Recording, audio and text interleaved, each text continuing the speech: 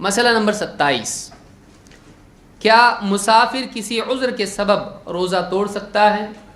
یعنی سفر میں آپ گئے اور آپ کو آسانی لگی، آپ نے روزہ رکھ لیا، پھر اس کے بعد سفر گرمی کے موسم کا تھا اور آپ جس گاڑی سے جانے والے تھے ہو گئی پنکچر، اے سی گاڑی سے آپ آگے ڈی سی میں، اور حالت آپ کی ہو گئی گرمی سے خراب۔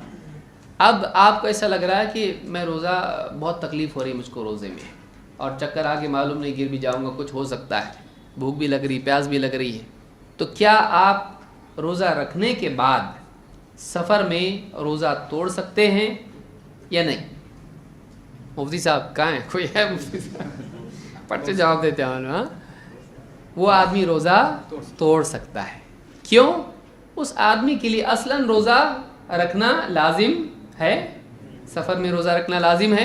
نہیں، جائز ہے، لازم نہیں ہے۔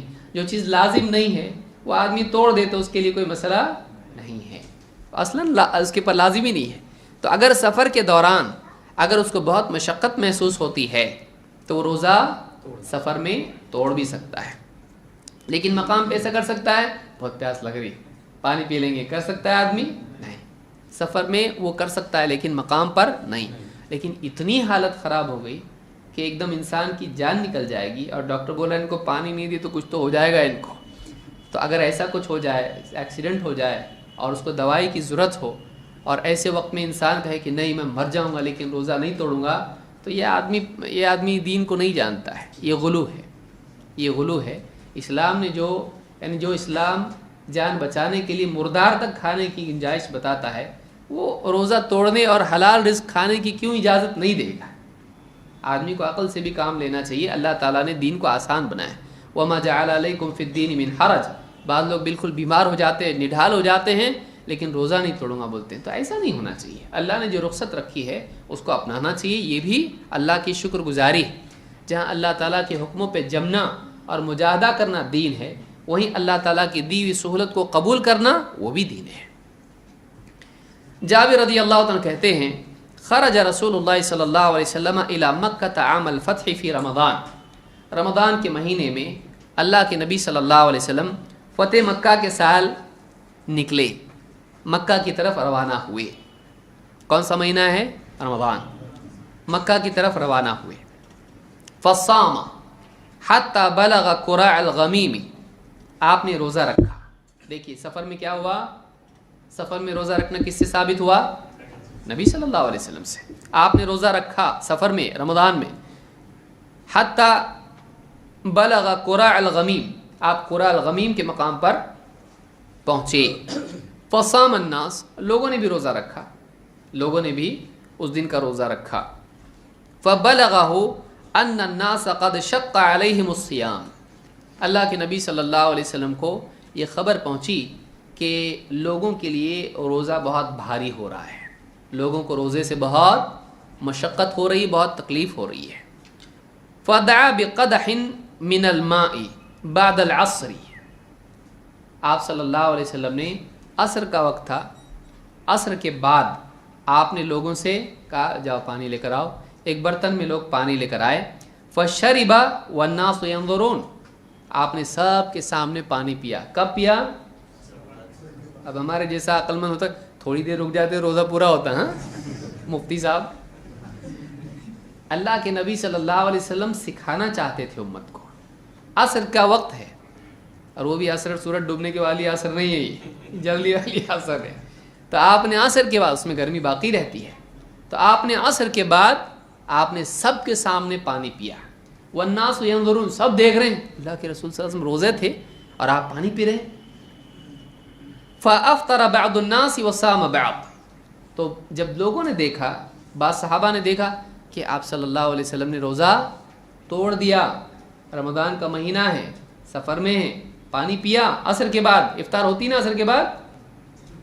نہیں، مغرب بعد ہوتی ہے، تو آپ نے عصر کے بعد پیا کا مطلب روزہ کیا کیا؟ آپ نے توڑ دیا۔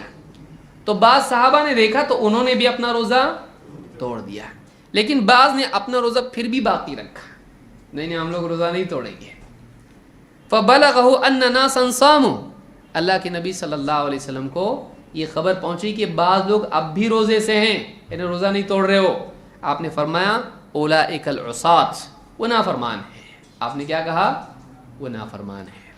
یعنی نبی صلی اللہ علیہ وسلم نے روزہ رکھا تو روزہ رکھنا چاہیے، آپ نے توڑا تو فرما برداری کا تقاضا کیا ہے؟ ہم بھی توڑ دیں۔ تو جیسے فعل میں اقتدا ہے، ترک میں بھی ہونی چاہیے۔ تو آپ صلی اللہ علیہ وسلم نے یعنی یہاں پر گویا کہ ڈانٹ کے طور پر کہا اولئک العصاۃ، یہ نافرمان ہے۔ اس سے ایک بات، یہ صحیح مسلم کی روایت ہے، الفاظ نسائی کے ہیں، تو اس روایت سے بات معلوم ہوتی ہے کہ اگر مسافر کو، یہاں تو نبی صلی اللہ علیہ وسلم کو خود بھی تکلیف نہیں ہے، سمجھ رہے ہیں؟ یعنی آپ کو کیا بتایا گیا؟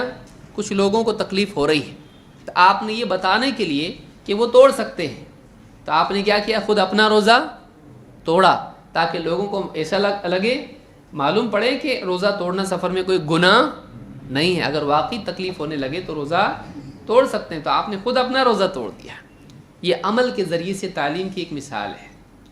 تو آپ نے اپنا روزہ توڑ دیا تاکہ لوگوں کو معلوم ہو ایسا کر سکتے ہیں، لیکن کچھ لوگ پھر بھی اپنا روزہ، تکلیف بھی ہو رہی اور توڑا نہیں، تو آپ نے کہا یہ نافرمان لوگ ہیں کہ ان کی وجہ سے میں نے اپنا روزہ توڑا تاکہ ان کے لیے آسانی ہو، اور یہ خود ہی نہیں توڑ رہے ہیں، آپ نے کہا نافرمان ہے لوگ۔ تو آپ نے اس کو پسند نہیں کیا، اور یہ بات خود بتاتی ہے کہ نبی صلی اللہ علیہ وسلم کا عمل قبول کرنا چاہیے، چاہے عقل کے خلاف ہو، بلکہ اگر آدمی کو کوئی عمل تقویٰ کے خلاف دکھائی دے رہا ہے، تقویٰ عقل کے تابع نہیں ہے، تقویٰ وہ ہے جو نبی صلی اللہ علیہ وسلم سے ثابت ہو، تو ایسے وقت میں روزہ توڑ دینا تقویٰ ہے۔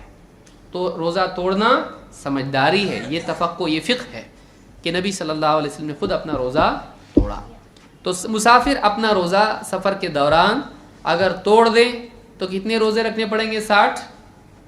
ہاں، بعض لوگ یہ بھی ڈرتے ہیں کہ روزہ توڑے 60 رکھنے پڑیں گے، تو یہ 30 اچھے نا، اس سے 60 روزے نہیں رکھنے پڑیں گے، کتنے؟